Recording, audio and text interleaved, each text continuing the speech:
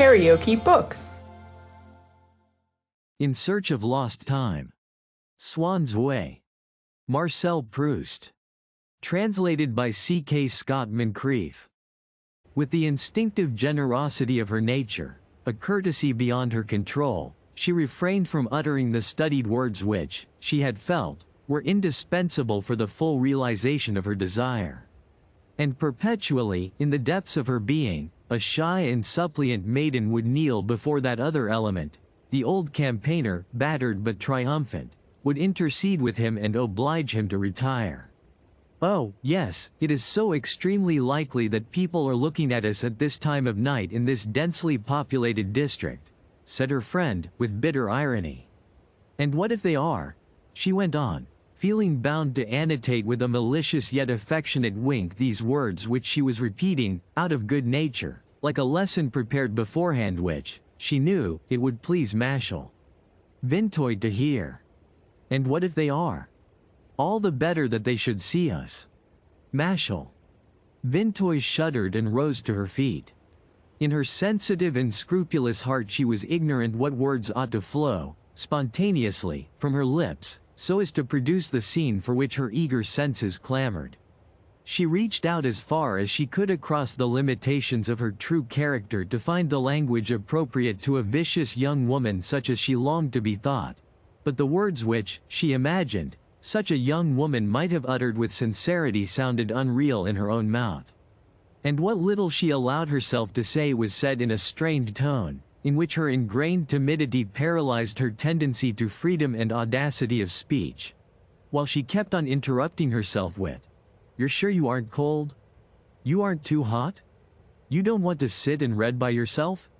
Your ladyship's thoughts seem to be rather warm this evening," she concluded, doubtless repeating a phrase which she had heard used, on some earlier occasion, by her friend. In the V-shaped opening of her crepe bodice Marcel. Vintoy felt the sting of her friend's sudden kiss. She gave a little scream and ran away. And then they began to chase one another about the room, scrambling over the furniture, their wide sleeves fluttering like wings, clucking and crowing like a pair of amorous fowls. At last Marcel. Vintoy fell down exhausted upon the sofa, where she was screened from me by the stooping body of her friend. But the latter now had her back turned to the little table on which the old music master's portrait had been arranged.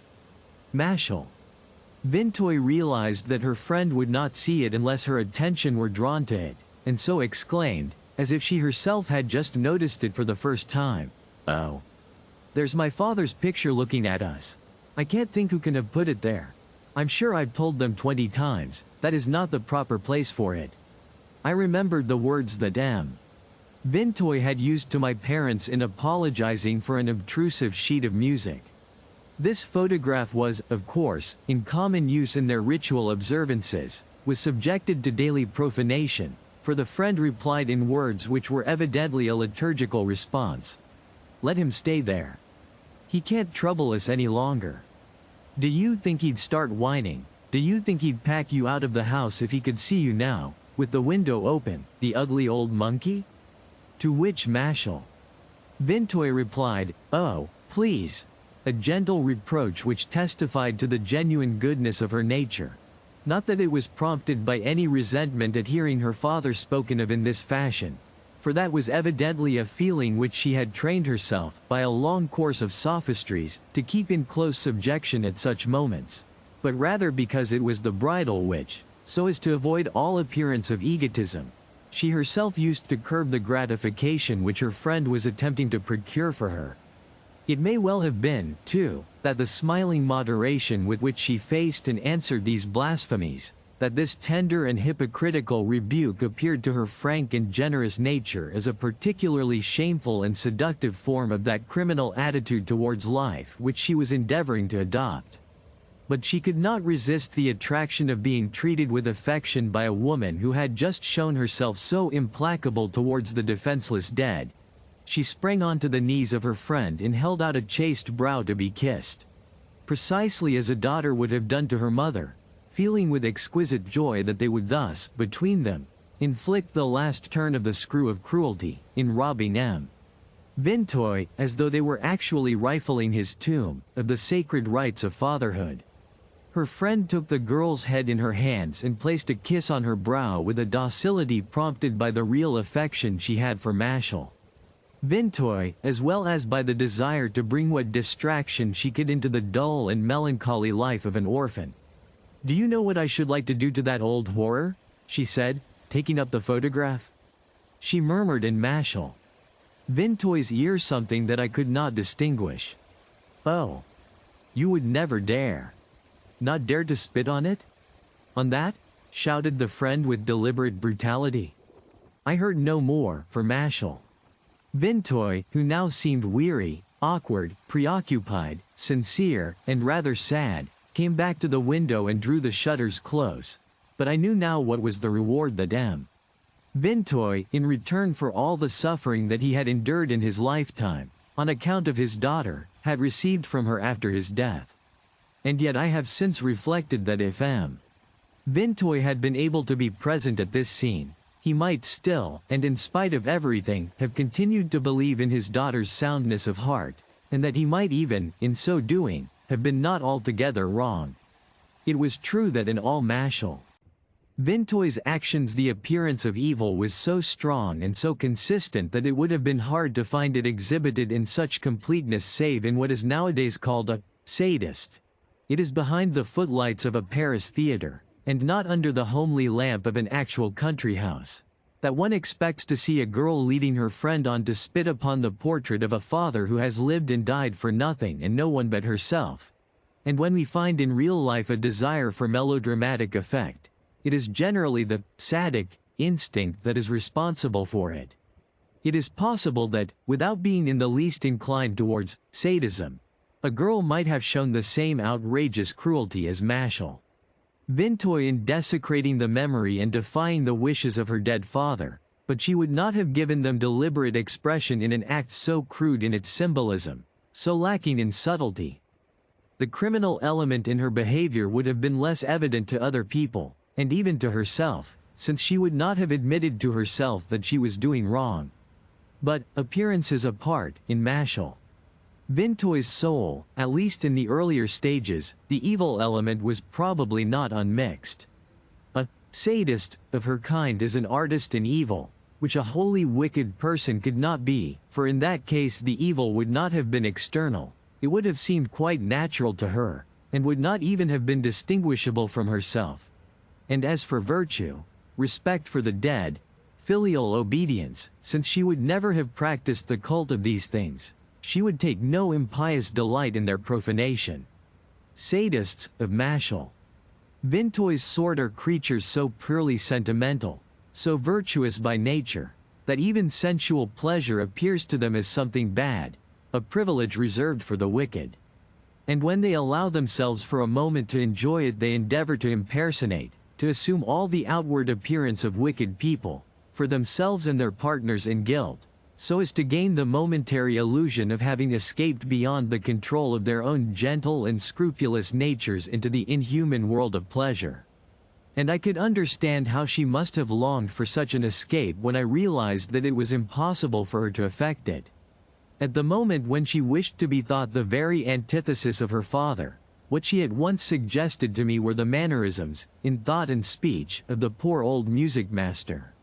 Indeed, his photograph was nothing.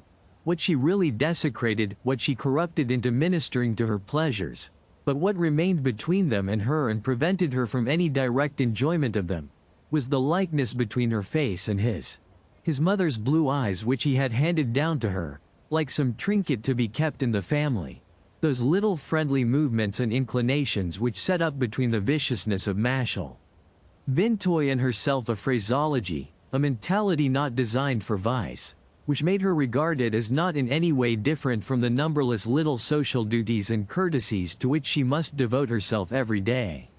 It was not evil that gave her the idea of pleasure, that seemed to her attractive. It was pleasure, rather, that seemed evil.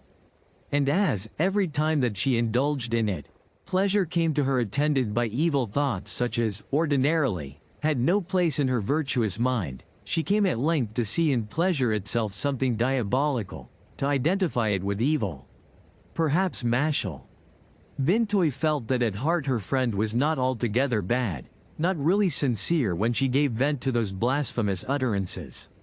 At any rate, she had the pleasure of receiving those kisses on her brow, those smiles, those glances.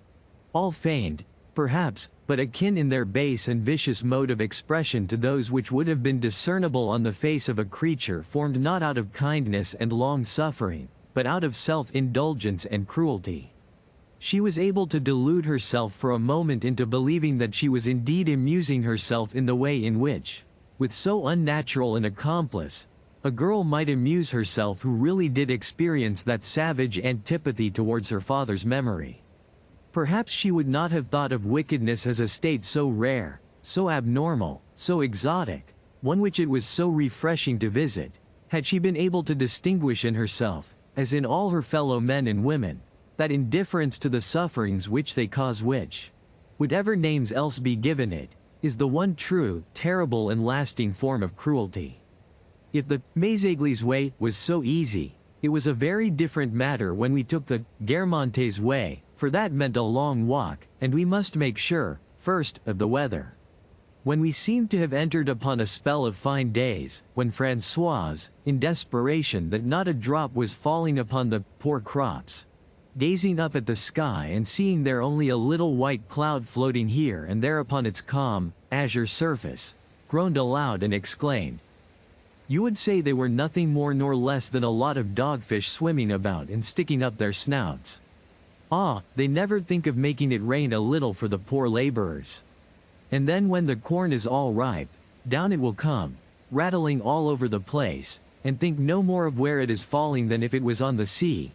When my father's appeals to the gardener had met with the same encouraging answer several times in succession, then someone would say, at dinner, "Tomorrow, if the weather holds, we might go the Guermantes way."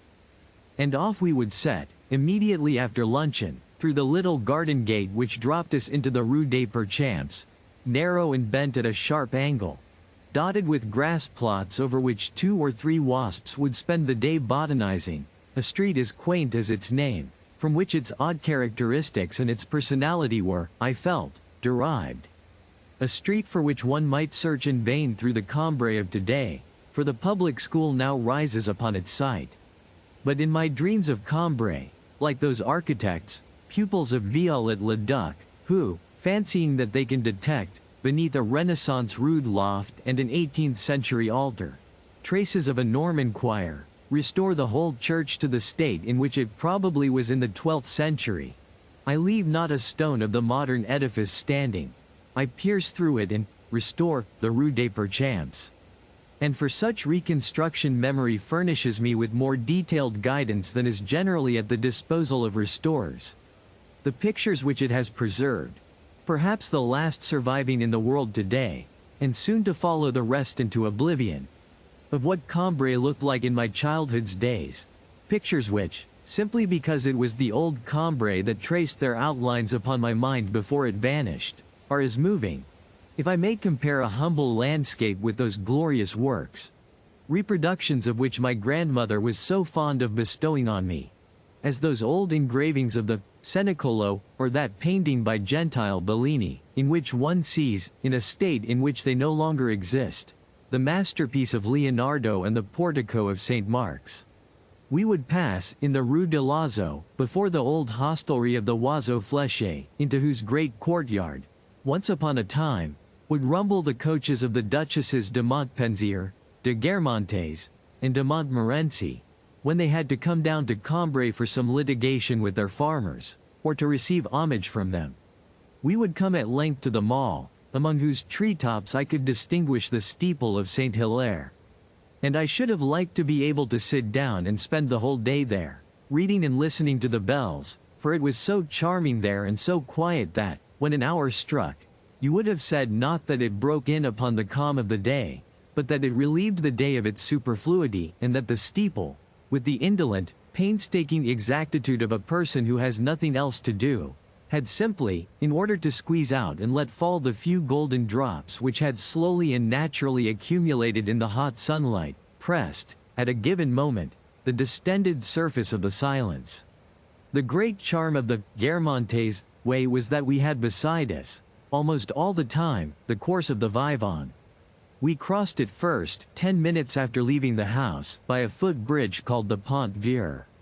And every year, when we arrived at Cambrai, on Easter morning, after the sermon, if the weather was fine, I would run there to see, amid all the disorder that prevails on the morning of a great festival, the gorgeous preparations for which make the everyday household utensils that they have not contrived to banish seem more sordid than ever. The river flowing past, sky blue already between banks still black and bare, its only companions a clump of daffodils, come out before their time, a few primroses, the first in flower, while here and there burned the blue flame of a violet, its stem bent beneath the weight of the drop of perfume stored in its tiny horn. The Pont Vieux led to a tow path which, at this point, would be overhung in summer by the bluish foliage of a hazel, under which a fisherman in a straw hat seemed to have taken root. At Cambrai, where I knew everyone, and could always detect the blacksmith or grocer's boy through his disguise of a beadle's uniform or chorister's surplice, this fisherman was the only person whom I was never able to identify. He must have known my family, for he used to raise his hat when we passed, and then I would always be just on the point of asking his name, when someone would make a sign to me to be quiet, or I would frighten the fish.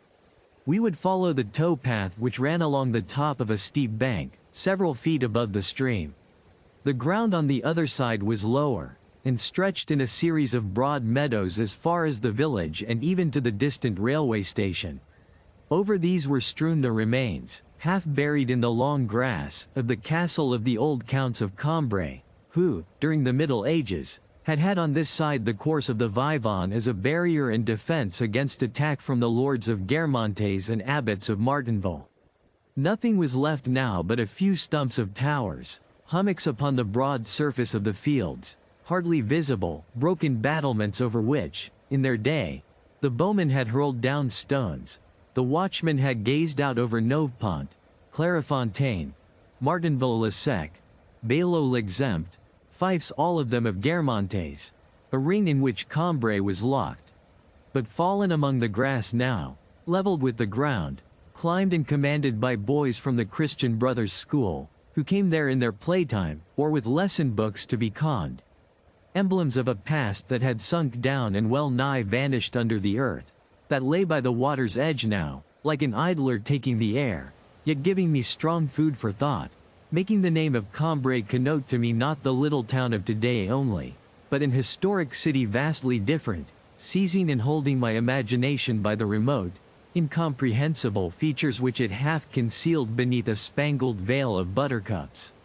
For the buttercups grew past numbering on this spot which they had chosen for their games among the grass, standing singly, in couples, in whole companies, yellow as the yolk of eggs, and glowing with an added luster. I felt, because, being powerless to consummate with my palate the pleasure which the sight of them never failed to give me, I would let it accumulate as my eyes ranged over their gilded expanse, until it had acquired the strength to create in my mind a fresh example of absolute, unproductive beauty. And so it had been from my earliest childhood, when from the tow path I had stretched out my arms towards them, before even I could pronounce their charming name.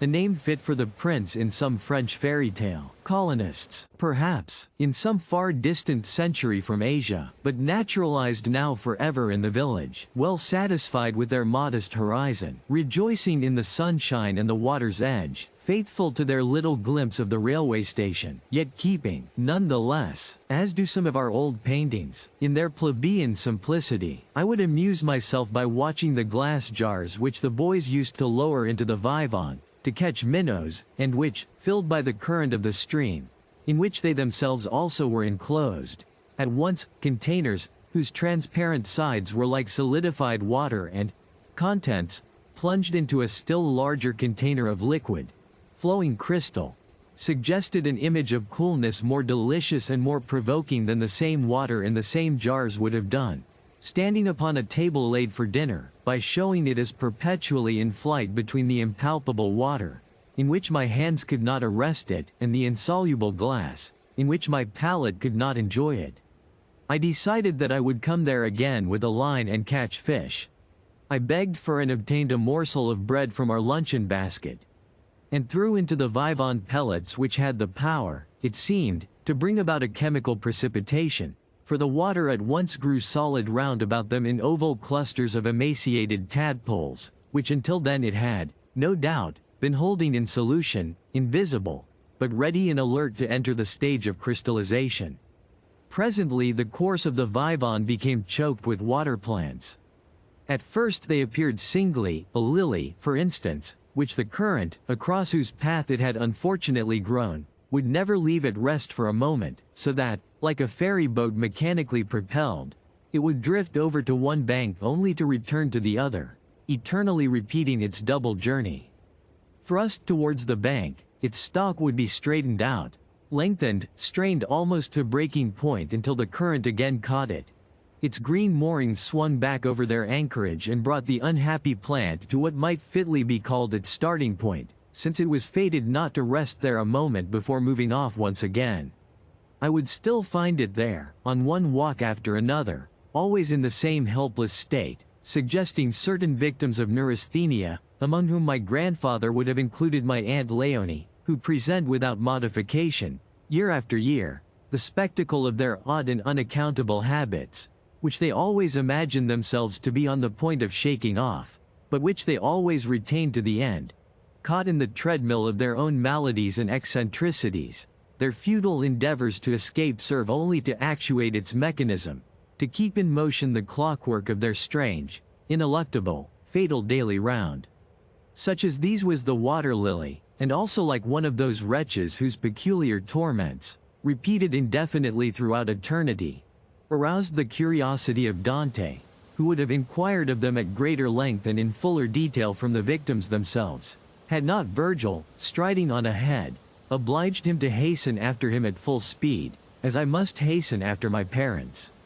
But farther on the current slackened, where the stream ran through a property thrown open to the public by its owner, who had made a hobby of aquatic gardening, so that the little ponds into which the vivon was here diverted were aflower with water lilies. As the banks at this point were thickly wooded, the heavy shade of the trees gave the water a background which was ordinarily dark green, although sometimes when we were coming home on a calm evening after a stormy afternoon, I have seen in its depths a clear, crude blue that was almost violet, suggesting a floor of Japanese cloisonné. Here and there, on the surface, floated, blushing like a strawberry, the scarlet heart of a lily set in a ring of white petals. Beyond these the flowers were more frequent, but paler, less glossy, more thickly seeded, more tightly folded, and disposed, by accident, in festoons so graceful that I would fancy I saw floating upon the stream, as though after the dreary stripping of the decorations used in some Watteau festival, moss roses in loosened garlands.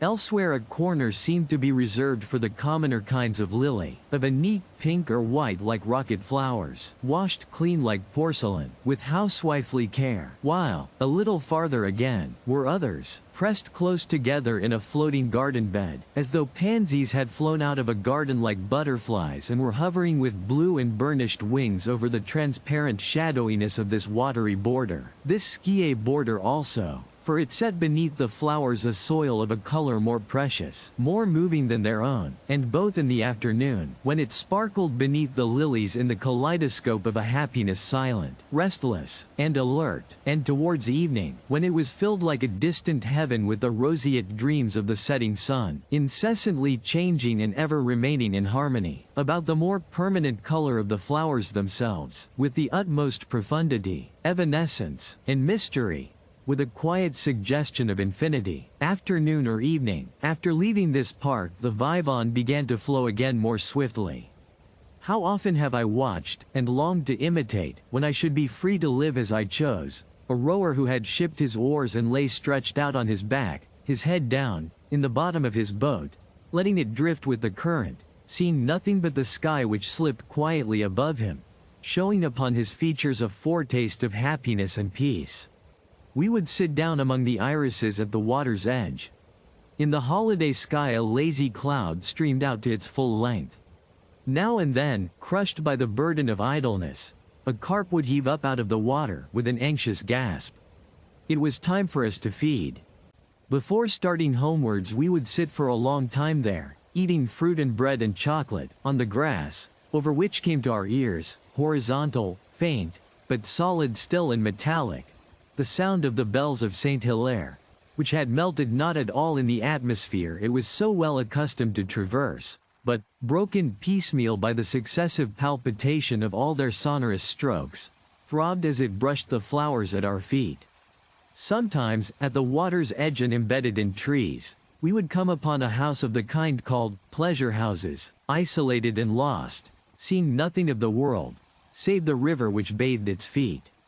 A young woman, whose pensive face and fashionable veils did not suggest a local origin, and who had doubtless come there, in the popular phrase, to bury herself, to taste the bitter sweetness of feeling that her name, and still more the name of him whose heart she had once held, but had been unable to keep, were unknown there, stood framed in a window from which she had no outlook beyond the boat that was moored beside her door.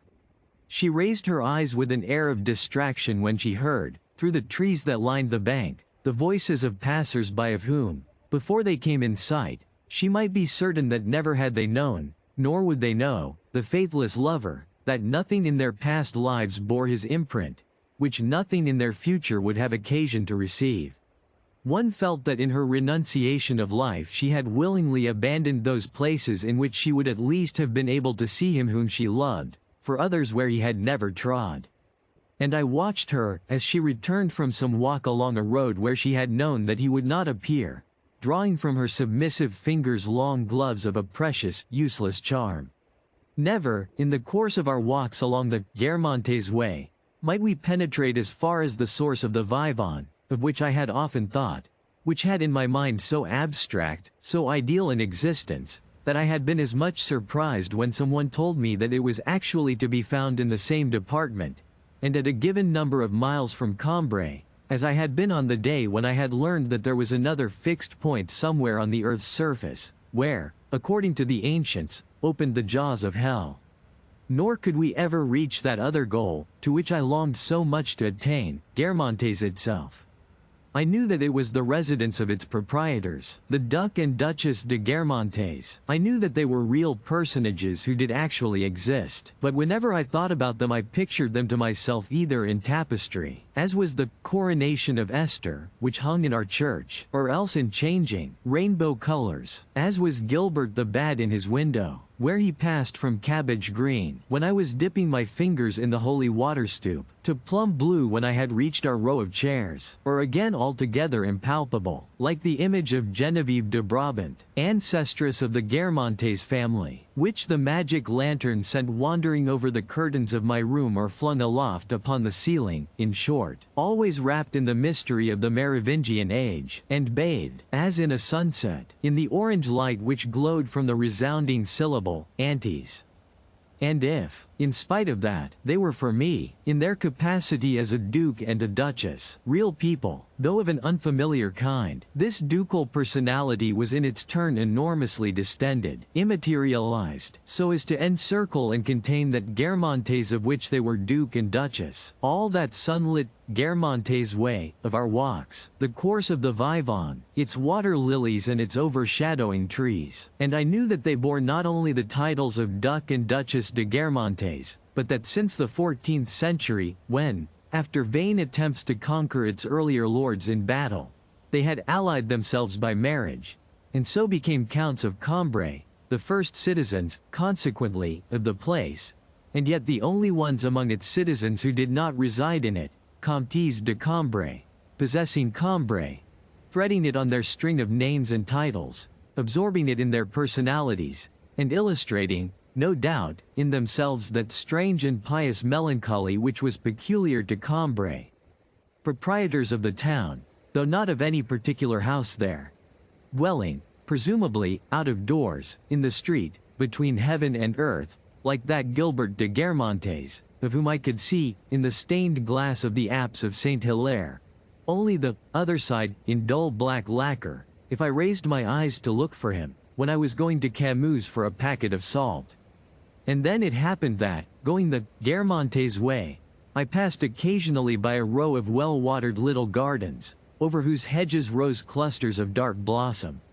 I would stop before them, hoping to gain some precious addition to my experience, for I seemed to have before my eyes a fragment of that riverside country which I had longed so much to see and know since coming upon a description of it by one of my favorite authors. And it was with that storybook land, with its imagined soil intersected by 100 bubbling watercourses, that Guermantes, changing its form in my mind, became identified after I heard Drive. Persepied speak of the flowers and the charming rivulets and fountains that were to be seen there in the ducal park. I used to dream that de Guermantes, taking a sudden capricious fancy for myself, invited me there, that all day along she stood fishing for trout by my side. And when evening came, holding my hand in her own, as we passed by the little gardens of her vassals, she would point out to me the flowers that leaned their red and purple spikes along the tops of the low walls, and would teach me all their names. She would make me tell her, too, all about the poems that I meant to compose. And these dreams reminded me that, since I wished, someday, to become a writer, it was high time to decide what sort of books I was going to write. But as soon as I asked myself the question, and tried to discover some subjects to which I could impart a philosophical significance of infinite value, my mind would stop like a clock. I would see before me vacuity, nothing, would feel either that I was wholly devoid of talent, or that, perhaps, a malady of the brain was hindering its development. Sometimes I would depend upon my father's arranging everything for me.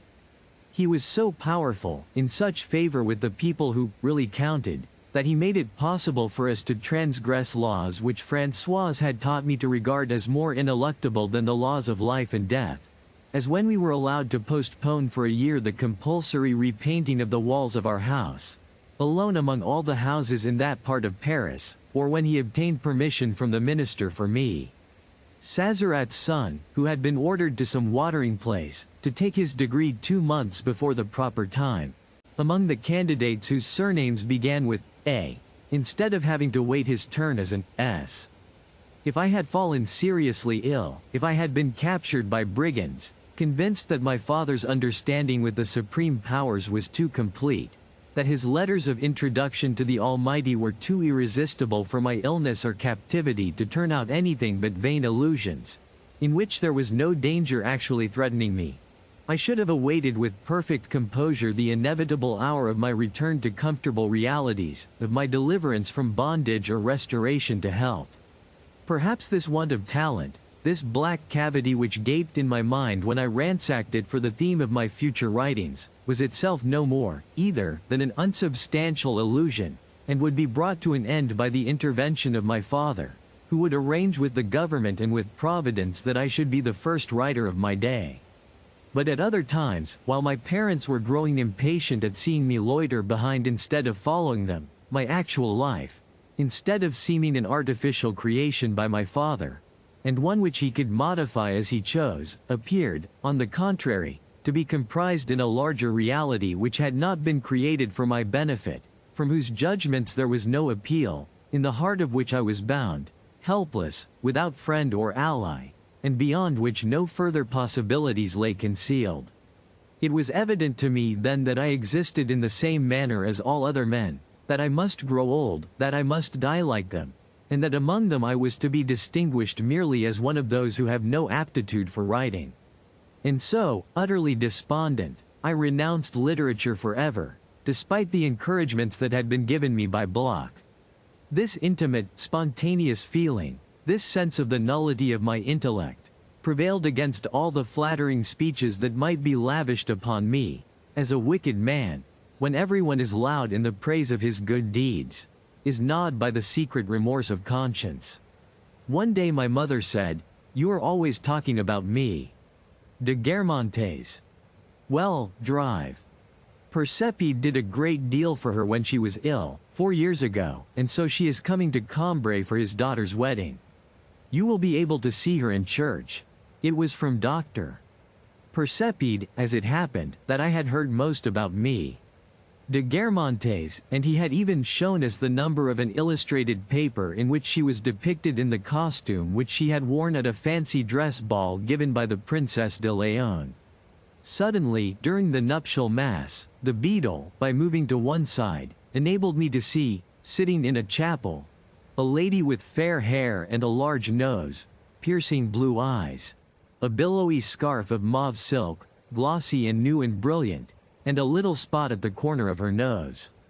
And because on the surface of her face, which was red, as though she had been very warm, I could make out, diluted and barely perceptible, details which resembled the portrait that had been shown to me. Because, more especially, the particular features which I remarked in this lady, if I attempted to catalogue them, formulated themselves in precisely the same terms. A large nose, blue eyes, as Dr. Percepide had used when describing in my presence the Duchess de Guermantes. I said to myself, "This lady is like the Duchess de Guermantes." Now the chapel from which she was following the service was that of Gilbert the Bad. Beneath its flat tombstones, yellowed and bulging like cells of honey in a comb, rested the bones of the old Counts of Brabant. And I remembered having heard it said that this chapel was reserved for the Guermantes family, whenever any of its members came to attend a ceremony at Cambrai. There was, indeed, but one woman resembling the portrait of me. De Guermantes, who on that day, the very day on which she was expected to come there, could be sitting in that chapel. It was she. My disappointment was immense. It arose from my not having borne in mind, when I thought of me, de Guermantes, that I was picturing her to myself in the colors of a tapestry or a painted window, as living in another century, as being of another substance than the rest of the human race. Never had I taken into account that she might have a red face, a mauve scarf like me, Sazurid, and the oval curve of her cheeks reminded me so strongly of people whom I had seen at home that the suspicion brushed against my mind, though it was immediately banished, that this lady in her creative principle, in the molecules of her physical composition, was perhaps not substantially the Duchess de Guermantes, but that her body, in ignorance of the name that people had given it, belonged to a certain type of femininity which included, also, the wives of doctors and tradesmen. It must be me. De Guermantes, and no one else, were the words underlying the attentive and astonished expression with which I was gazing upon this image, which, naturally enough, bore no resemblance to those that had so often, under the same title of me, de Guermantes, appeared to me in dreams, since this one had not been, like the others, formed arbitrarily by myself, but had sprung into sight for the first time, only a moment ago, here in church. An image which was not of the same nature, was not colorable at will, like those others that allowed themselves to imbibe the orange tint of a sonorous syllable, but which was so real that everything, even to the fiery little spot at the corner of her nose, gave an assurance of her subjection to the laws of life, as in a transformation scene on the stage a crease in the dress of a fairy, a quivering of her tiny finger, indicate the material presence of a living actress before our eyes, whereas we were uncertain, till then, whether we were not looking merely at a projection of limelight from a lantern. If you liked what you heard, please subscribe to the channel.